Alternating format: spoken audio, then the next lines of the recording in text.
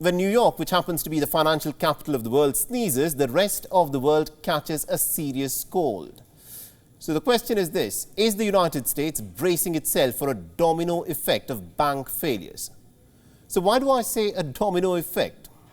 Because on the 10th of March, the Silicon Valley Bank shut down. This, remember, was the second biggest banking failure in American history, just behind the Washington Mutual, which had collapsed during the 2008 financial crisis. The financial regulators in the United States told everyone to not panic. But do you know what they say when state regulators begin giving you advice in a public statement that people should not panic? It means that the rot runs deep. Just 2 days after the collapse of the Silicon Valley Bank, another American banking giant, the New York-based Signature Bank, sank. The Signature Bank had assets to the tune of about $110 billion. It had deposits, just deposits, to the tune of nearly about $88.59 billion. The U.S. State Treasury Department has been at pains to try and reassure the public that no losses will be borne by the taxpayer. Pay attention to the word. It says no losses will be borne by the taxpayer. It does not talk of the people who've deposited their money in these banks. Now, what happens to those who have deposited their money in the bank? Because according to the December 2022 regulatory filings at this moment, and we're talking of the United States, 85% of all deposits in American banks are uninsured. And here's the interesting bit. According to the regulators, depositors of the Silicon Valley Bank and the Signature Bank, whose holdings exceed about $250,000, will be able to access their money from Monday. But remember this: businesses function on the free flow of cash. And if you can't access funds to pay for your orders and to pay for salaries, this will, of course, will have a serious impact on how companies can function. The crisis in the American banking system at this time is so acute that even President Biden has been forced to make a public statement.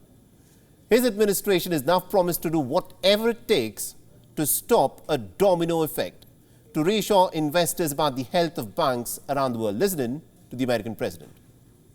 I want to briefly speak about what's happening in Silicon Valley Bank and Signature Bank. Today, thanks to the quick action of my administration over the past few days, Americans can have confidence that the banking system is safe. Your deposits will be there when you need them. Small businesses across the country, the deposit accounts at these banks, can breathe easier knowing they'll be able to pay their workers and pay their bills.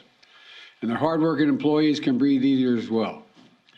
Last week, when we learned of the problems of the banks and the impact they could have on jobs of small businesses and banking system overall, I instructed my team to act quickly to protect these interests. They've done that. Now remember, this is no ordinary crisis which has struck the American banking system. The high interest rates mean that operational costs and loan servicing costs have gone up tremendously. And this has squeezed profit margins and in many cases has also prevented businesses that have taken loans from breaking even.